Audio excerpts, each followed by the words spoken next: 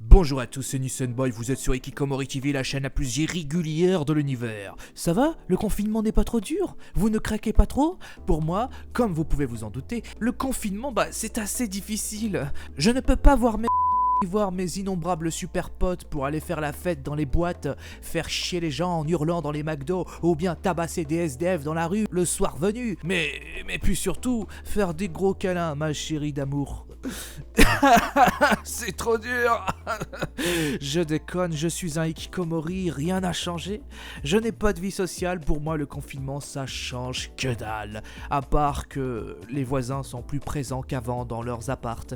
Et que quand ils font du bruit, j'ai envie de décorer leur appart avec leurs boyaux. Mais sinon, ça va, pas de différence. Aujourd'hui, pour ceux qui se font chier, ce qui serait un manque cruel d'intelligence d'après une étude scientifique, j'ai décidé de faire une liste des animés à voir absolument au moins une fois dans vos putains de vies de merde, et histoire que les petites natures parmi vous cessent de se lamenter de leur petit ennui durant leur confinement sur les réseaux. Ça me pète sérieusement les burnes, vous ne pouvez pas imaginer à quel point, surtout que c'est les mêmes qui parlent de leur ennui tout en sortant régulièrement chaque jour pour aller voir leurs potes ou petits amis et puis applaudir le personnel soignant pour faire genre, hein? Ouais, je vous observe d'ici, je vous connais. J'espère que vous allez refiler vos virus à vos parents et qu'ils en crèveront. Ça va être marrant. Vous allez ensuite faire des threads sur Twitter en sortant des « si j'avais su », vous lamenter et espérer un soutien, mais vous n'aurez pas de soutien car il n'y a pas de soutien sincère sur Twitter à part chez les hypocrites. Vous n'en aurez pas de la part de sadiques bourrés de démence qu'on trouve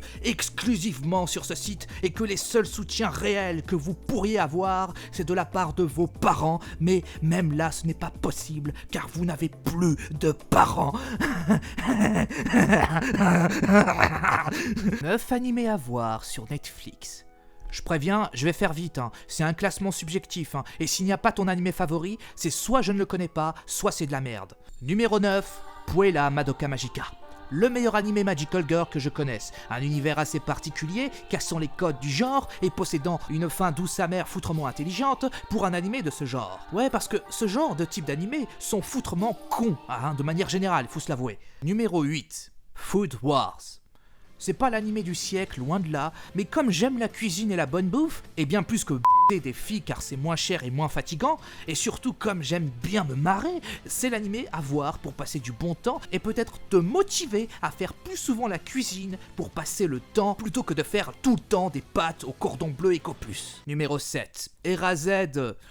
J'ai découvert l'œuvre à travers son manga que j'ai emprunté par hasard à la médiathèque parce que je n'avais pas le tome de Vagabond que je recherchais. C'était une belle surprise, et sa version animée aussi, un bon scénario captivant qui me fait rappeler le chef-d'œuvre 20th Century Boys du dieu Naoki Urasawa, mais en moins bien évidemment, faut pas déconner, parce que personne surpasse le dieu du manga en matière d'écriture, et Razen n'a pas à rougir non plus face au mastodonte qu'est 20th Century Boys. C'est prenant, dramatique, des intrigues bien ficelées, une histoire de voyage dans le temps me faisant rappeler à la fois l'excellent quartier lointain du regretté Jiro Taniguchi et le début de M le maudit pour les meurtres en série. C'est un peu une fusion des deux œuvres. Ouais, si vous aimez ces types de fiction, vous allez passer un bon moment devant cet animé.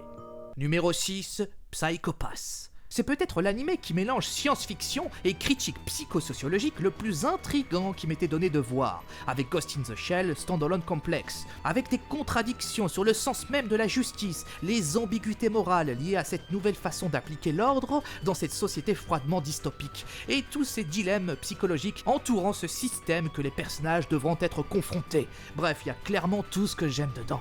J'ai regardé cet animé la première fois lorsque la série était diffusée sur France 4. Tu te souviens quand France 4 diffusait des super animés? C'était durant cette lointaine période que j'ai découvert Psycho Pass. Numéro 5, Samurai Champloo. Alors celui-là, contrairement à Psycho Pass, je ne l'ai pas découvert sur France 4 la première fois mais sur Canal+, il y a déjà 15 ans de cela. Réalisé par le papa de Cowboy Bebop, si ce dernier s'amusait à mélanger le genre film noir saupoudré de jazz et de bebop, son petit frère Samurai Champloo s'amuse quant à lui à mélanger le genre samouraï avec le hip-hop. La qualité de l'animation avec sa musique donnant aux scènes de combat un ton particulièrement, euphoriquement exaltant. Le personnage de Mugen, son côté très blasé tout en étant badass dans les moments critiques, me fait penser à Miyamoto Musashi dans le chef-d'œuvre de Takehiko Inoue. J'ai toujours aimé ces genres de personnages qui me font penser au western de Sergio Leone avec ses putains d'anti-héros charismatiques. Même si je ne suis pas fan de rap, parce que moi j'aime le métal, lol, le rap c'est nul, le métal. Je le fais bien l'adolescent attardé qui croit faire son dissident avec ses goûts musicaux. Non, en vrai je n'aime ni le rap ni le métal, j'écoute des musiques de jeux vidéo. Parce qu'il n'y a pas d'humain qui parle dedans pour raconter des merdes insipides et démagogiques dignes d'un gosse de 8 ans. Et ça m'arrange, ouais. Je sais, c'est plutôt triste, mais moi, contrairement à toi, je supporte le confinement sans problème, n'est-ce pas, hein? Numéro 4, Steins Gate.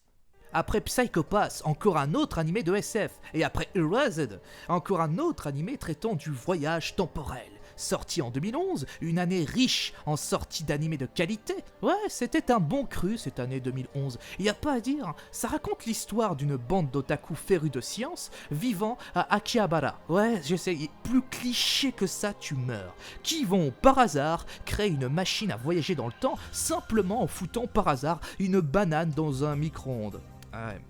Ouais, je caricature évidemment, c'est un peu plus compliqué que ça, mais je dois faire vite, tu comprends. C'est juste que, en gros, après avoir trouvé le moyen de voyager dans le temps, nos amis se font pourchasser par des méchants Suisses du CERN, oh là là là là. Ouais, qui veulent les tuer.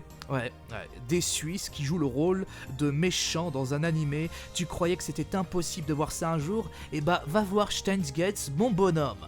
Et je peux vous dire que pour aimer cet animé, c'était pas gagné. J'avais au départ pas du tout envie de découvrir cet animé la première fois, lorsque j'en ai entendu parler il y a 10 ans, quand j'ai vu que c'était le même studio qui ont sorti Chaos Head, l'un des pires animés qui m'a été donné de voir, qui savait aussi user de clichés tout aussi débiles, mettant en scène un hikikomori ultra stéréotypé, vivant dans un conteneur sur le toit de son lycée, mais bien sûr enculé. Steins Gate relève le niveau, mais d'une puissance considérable, et m'a réconcilié avec les genres mêlant trip otaku et science-fiction.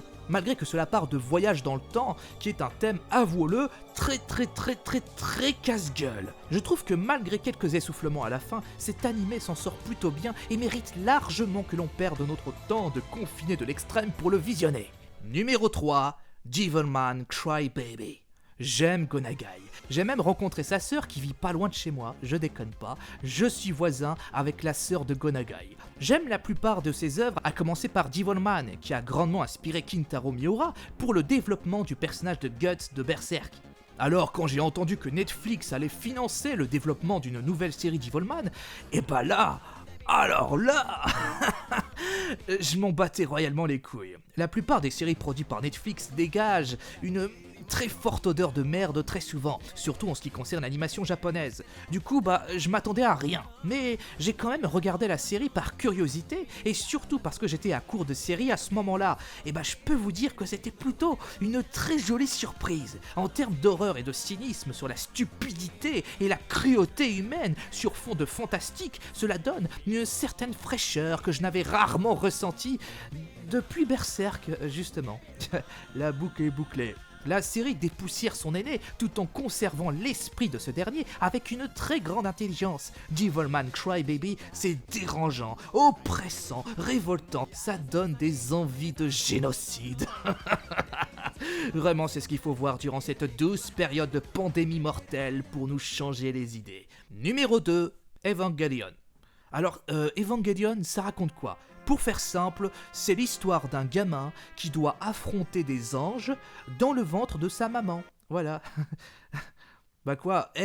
Revenez! Ça a révolutionné le genre mecha à sa sortie. Il y a plein de sous-entendus freudiens, bien plus que des références bibliques à vrai dire. Les personnages sont à la fois méprisants et attachants. Ils nous énervent parce qu'ils sont aussi humains que nous. C'est une biographie dissimulée sur la dépression de son créateur Hideaki Anno. Plein de métaphores sur la dépression, le repli sur soi, l'absence, le deuil, la peur de la vieillesse, la peur d'affronter ses démons. La fin part tellement en couille, les gens l'ont détesté pour ça. Pour moi, ça m'a amusé et rien que pour sa fin, what the fuckest, l'animé doit être vu au moins une fois dans sa vie. Ce n'est pas seulement l'un des meilleurs animés du catalogue Netflix, c'est aussi l'un de mes meilleurs animés dans mon petit Kokoro, et ça, certainement à jamais. Avant de désigner le numéro 1, voici les mentions honorablement honorables. Gantz, C'est très bien, Gantz, ouais, c'est très bien. Parasite aussi, c'est très bien, il faut le voir, Parasite, ouais. Code Geass, ouais, c'est sympa, c'est pas l'animé du siècle, mais ça se laisse voir, c'est plutôt bon, c'est plutôt bon. Ultraman, c'est bien, je vous conseille surtout le manga, mais si vous pouvez éviter l'animé, ce serait bien aussi parce que la 3D de l'animé est vraiment dégueulasse. Jojo's, ouais, je vous conseillerais Jojo, mais je ne pourrais pas vraiment vous le conseiller parce que je ne suis pas très fan de la première partie. Et si je vous conseillerais de voir Jojo, ça sera plutôt sur Crunchyroll parce que contrairement à un manchot qui a sauté dans une mine, ils ont toutes les parties, eux. Alors, je vous conseille pas de voir Your Lie in April ou Aohana, sinon vous risquerez de vous pendre et je tiens à vous, voilà. Je déconne. Allez voir ces animés, je vous dis adieu d'avance et ravi de vous avoir connu. Je vous conseille aussi Prison School parce que gros cul, gros nibar, comédie à suspense, un mélange entre un hentai, tout ce qui est plus classique, et Prison Break. Et aussi, je vous conseille Fate Stay Night. Je ne conseille pas vraiment parce que je ne l'ai pas encore vu, voilà. Mais j'ai un ami virtuel qui me dit que c'est très très bien. Du coup, je lui fais confiance, même si je sais que je ne devrais jamais faire confiance à personne dans ce monde de menteurs sans valeur ni honneur. Bref, vous avez vu, moi aussi j'ai plein d'animés à voir que je n'ai pas encore vu. Ça sera l'occasion de découvrir les Fates. Donc, je n'ai pas vu un seul Fate, c'est un fait. Ça sera l'occasion et après ça, on pourra faire la fête. Voilà. Numéro 1, Death Note.